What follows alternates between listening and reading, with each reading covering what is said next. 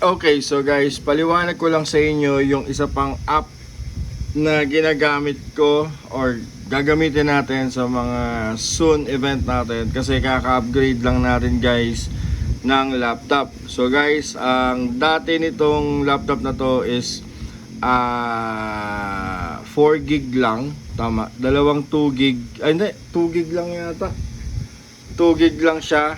Okay, so in-upgrade natin ng 4 gig RAM.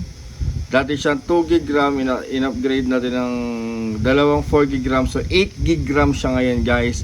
At meron tayong 256 na SSD, pero dati siyang HDD 500. So guys, ang tawag nga pala dito sa app na to is, ayan, Sound Effects System Pro V14. Okay, so ang kagandahan dito guys, pwede ka ring mag-load ng music. Eto, dito ka maglo-load ng music, maghahanap ka, lo-load mo, yan. Okay? Pwede kang mag-load dyan ng music.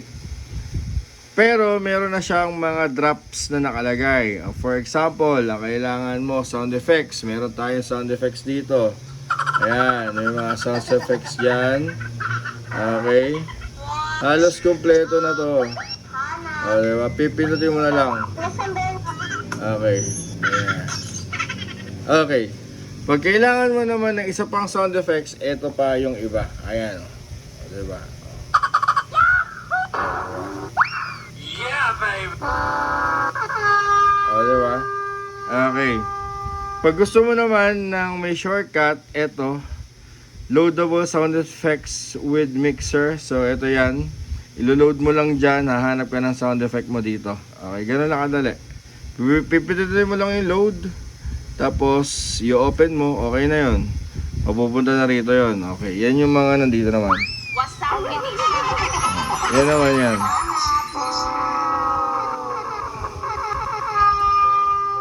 Okay. Tapos, kapag kailangan mo national anthem, meron na tsaka doxology. Itong dalawa. Intro for program, meron na tayong 4 dyan. Ayan.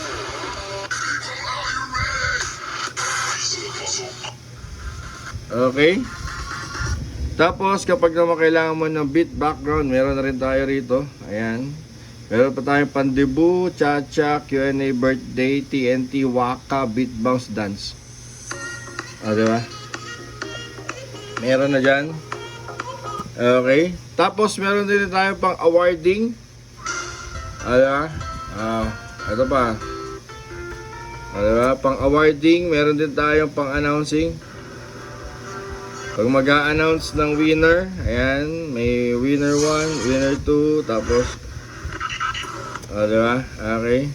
Tapos, meron din tayo ditong search music.